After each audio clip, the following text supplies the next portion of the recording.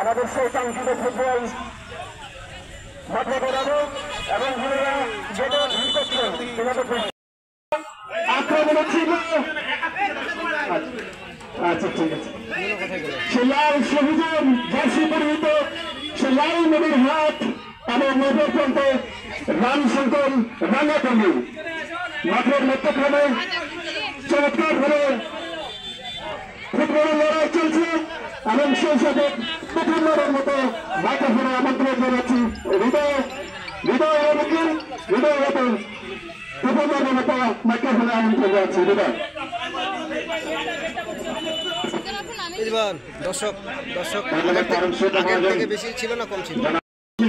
অনুরোধ করছি আপনারা এক হাত পিছনে যান।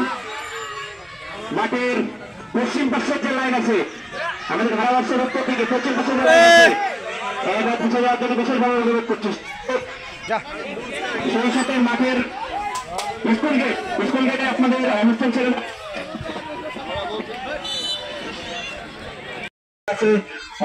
ভিতরে সমর্থন করার জন্য বিশেষভাবে অনুরোধ করছি। সেদিক দর্শক ইতিমধ্যে কিন্তু রেফারির অন্য হিসেবের মধ্যে দিয়ে খেলা কিন্তু মাঠে বেরিয়েছে এবং এখন পর্যন্ত যদি হলে ফলাফল শূন্য এর মাত্র খেলা শুরু হয়েছে। যারা আমাদের সঙ্গে এই মাত্র যুক্ত হয়েছে তাদের অনুভূতির জন্য বিশেষভাবে জানাতে চাইছি সেদিক দর্শক আজকের ছাত্র সংগঠন কর্তৃক আয়োজিত হাই ভোল্টেজ ফুটবল খেলাটি যে শক্তিশালী দল অংশগ্রহণ করছে মাঠের দক্ষিণ প্রান্তে অবস্থান করছেন রাঙ্গাটঙ্গি ইউনাইটেড মহিলা ফুটবল একাডেমি এবং মাঠের উত্তর প্রান্তে অবস্থান করছে লালমনিরহাট জেলা মহিলা ফুটবল একাডেমি। উভয় দলেই কিন্তু জাতীয় ফুটবল দলে খেলা নার্সরিন স্পোর্টস একাডেমিতে করে থাকেন এবং সেই সাথে সবচেয়ে বড় যে আকর্ষণ সুলতানা 7 নম্বর জার্সি পরিহিত খেলোয়াড় ন্যাশনাল টিমে বাংলাদেশ জাতীয় ফুটবল টিমে কিন্তু খেলে থাকেন 7 নম্বর পরিহিত খেলোয়াড় সুলতানা। সেই সাথে রাঙ্গাটঙ্গি খেলোয়াড় চমৎকার হ্যাট সেখানে উদ্দেশ্য ছিল রাইট উইংয়ে তবে বল সাইডে চমৎকার ছিল মানে মুসলিম প্রান্ত দিয়ে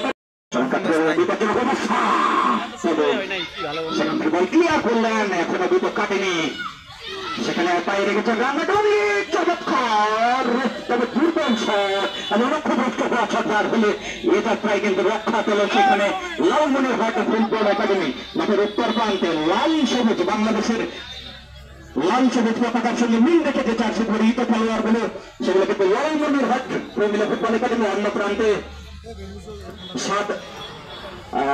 কালো এবং সাদা অসংখ্য রঙের মিশ্রণে রাঙ্গাটঙ্গি ফুটবল ইউনাইটেড মাঠের দক্ষিণ প্রান্তে অবস্থান করছেন। সেখানে চমৎকার ফ্রি কিক মাঠের মধ্য প্রান্তে বল আবারও উদ্দেশ্য ছিল ফরওয়ার্ড চমৎকার ম্যাচ বৃষ্টি কিন্তু এরকমই রাইট উইঙ্গার সম্ভব হলো না। 8 নম্বর উদ্দেশ্যে দাঁড়িয়েছেন সেখানে বলে কিছু